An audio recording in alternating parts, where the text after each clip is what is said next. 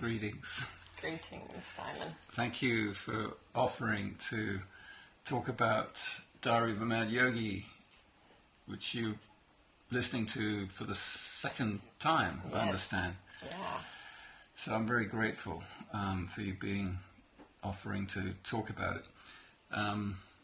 How would you describe it overall? What sort of category would you put it in? I think it's quite adventurous, yet it just goes into, it's mysterious. It's sort of like a Harry Potter type thing but yet it's got the Beatles and John Lennon and then it's very adventurous, set back in the 60s. There's so much wisdom and just so much connection of all the different cultures and all of the different things going on in the world. Just seems to come together to explain, a lot of the changes that are going on for the good, for the better. Yeah, in the future. So it could be a self-help, but, I see it as a fantastic story that could be true. Right. Well, yes, I wanted to keep it in the bounds of possibility. So many things that you see on the various channels are really out there and very futuristic, and so I wanted to keep it in semi-realistic, and it was really based on my own life to some degree. And many years ago, my yoga teacher said, "You will write a book, and it'll be fiction, but it won't happen yet. It won't happen till something triggers it." And what triggered it was the gift of a crystal on my 70th birthday. And the crystal said, "You're going to write this book, but it's going to be easy." I'd written 4 books before, which nobody had really taken any notice of, but I'd done it from ego and not from service, not from love. So did you find listening to it was very visual? You've got a lot of visual aspects out of it, because that's how I write. I'm sort of looking at a picture and writing it down, as I said, like watching a film and transcribing it, really. Oh, I loved it. I loved how you used your voice. So it's just, I could see everything. All the characters, all of the storyline. It was amazing. And I often was listening to it because I was doing some big road trips, so I just put it on while I was doing that. Yes. And I was just in another zone. It was amazing. I could see every character. So, very well done.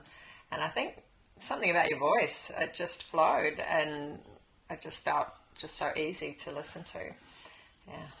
Yes, we were talking about the voice aspect. I was talking about the voice aspect to someone else, and they said they were driving along, but they got into such a altered state that they had to pull over to the side of the road. It was Mark, actually, who listened to it and said it was, he nearly drove off the road, so he had to stop. Yeah, I'm sure when it was going really deep, I probably, would just see if it's appropriate to listen to or not. But I often do a lot of walking as well, so I would just listen to it while I was walking in the morning. Okay. And, nature all around. So expansive. For me, it's that idea of coding. It's just downloading and solidifying what's really going on. We've got my Stanley here. He's at the microphone right now. Hello. Beautiful dog. A beautiful dog. And what about the aspects of the yoga itself? Was that new information to you?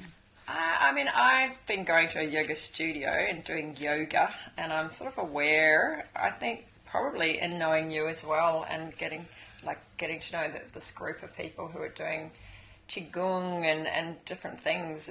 I can see that the yoga is way more, it's just about a way of life. So I think, the book has actually introduced me to the essence of it, but then how to integrate that with the different cultures. So you've got that storyline of, the Japanese and yes, and even the English and the Celtic. You can just see that all of these traditional approaches all linked together, and you did it beautifully, like so that you don't feel like, oh, that's just for people in India or just some people who are into yoga. It's actually all of these are sort of like the secret realm to open up caves, doors. Yeah. And you can actually, they all relate. Yes. Once you realise. That's right. And if you go back far enough in time, there was this, unified shamanic culture around the world. So they were all connected at one stage. And because they were so connected to nature, their practices were the same. Whether they were Shinto in Japan, or whether they were shaman of South America, or the Indians, North India, the Tantrikas. And I particularly wanted to put in the tantric aspects because the Western view of Tantra is it's about sex and having good sex. But I wanted to enlarge that to bring the capacity of a person to really be intimate with another person to the fore, and in the way that enhances consciousness. Yeah, just the whole focus on nature too. It's so refreshing because often a lot of spiritual movements are, that separation from it. So I've been a bit wary, and this has just helped me feel much more comfortable because I really resonate with nature. Of course you do. And that's your work, is to reconnect people to nature. Yeah. And just being Māori growing up, having a really strong sense of Papatuanuku, like the land is living, Mother Earth is living. And then just seeing and meeting people like you and different cultures who are just all saying exactly the same stuff. Yes. It's like the stuff before the organised religions.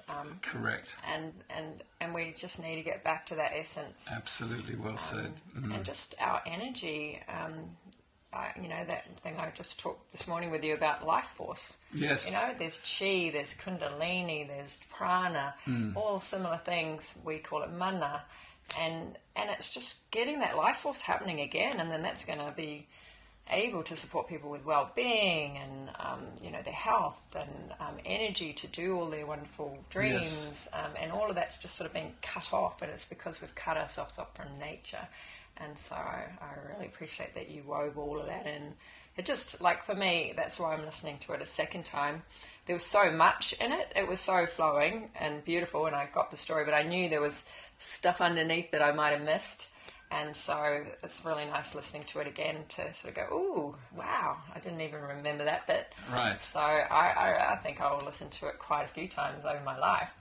Wow, well, that's wonderful to hear, and it feels very gratifying after, so many years of writing when I was living in the UK and not having any recognition, to suddenly let go, surrender to a higher force to allow that proper directive to come through, rather than I want to be the next bestseller, So I just let go of all of that at some point.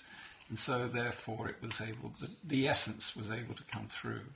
The purity was able to come through. And we're probably all doing that. Like, I've always felt a strong sense of purpose and why I'm here. And well, I don't know if I would call it that, but there's a strong theme. Yet, often it's just all morphed with ego and trying to strive and follow that mechanical way of I'm just a cog in the wheel, and it's so horrible, it's just yucky. And so I just knew there was something more, and then the more I've been open, but I'm quite wary of people. Like, I've never had gurus, and I've never followed. I've been stubborn. And when I met you, and the group that you have, just holding space in nature regularly, I'm like, wow, this is it, because it's just so humble coming from heart, and you're on your own journey too, but yet there's so much wisdom that you're offering. It's profound because, you've just been an open person like I feel I am, and then I'm just noticing by listening to all of this and all of these ideas and returning back to probably what I knew, but then just shedding all the ego. Even like often in stories, there's the characters of the good and the bad, and so you've got that sort of ancient sort of conflict that's happened where those who want to suppress the light versus those who have always had that calling to bring out the light, Yeah. but you did it in such a lovely way that it's not like the typical Hollywood movie of, oh, you've got to have a big conflict and fight, to right the wrongs. Like, no, we don't. We just need to stand in our power. And that's so assuring, because I think most people just think, one, if you want to save the world, you have to go and fight those baddies. Like, no, that's not the narrative we want to promote. So appreciate your adventurous story, but not following that typical formula of Hollywood where good, bad, it's just, it's an old narrative. We need the new. And this isn't new. This is actually older than this distorted lot of stories and narratives that we've had over the last few centuries. Well, that's exactly what the hidden intent was not to have a conflict in that way, but the resolution comes from raising your own consciousness. When you get to a certain point when you become invulnerable to that, and you can stand strong in your own self-love, your own connection to spirit. And I suppose in a way, for me, the book is a sort of wish fulfillment. If I'm just imagining what it would have been like if I'd woken up at the age of 21, having had a near-death experience, which is the beginning of the book. And I always had the feeling that something was wrong, and I didn't understand why I didn't fit in, and was ostracized quite a lot by society, and there was something I was looking for, but couldn't name it. Couldn't find, what is this essence? What is this thing I'm looking for? So I feel wonderfully gratified to see my own children awake at the age of 27 and 21, wide awake to consciousness and the understanding of what the purpose is to that self-fulfillment of raising your consciousness. So that's really the core essence of the book. And just, including the Beatles, but then that later stage that when they had connected to, I think, the influence of India, was it Yogananda, and then they, on Sgt. Pepper's Lonely, on the album, there's actually these figures, there's all these connections, you're like, whoa, it's sort of like the Da Vinci Code, connection, synchronicities. Yeah. So it's a fantastic story. And then, probably at that time of listening to the audiobook, I just had this moment where it's like, all you need is love.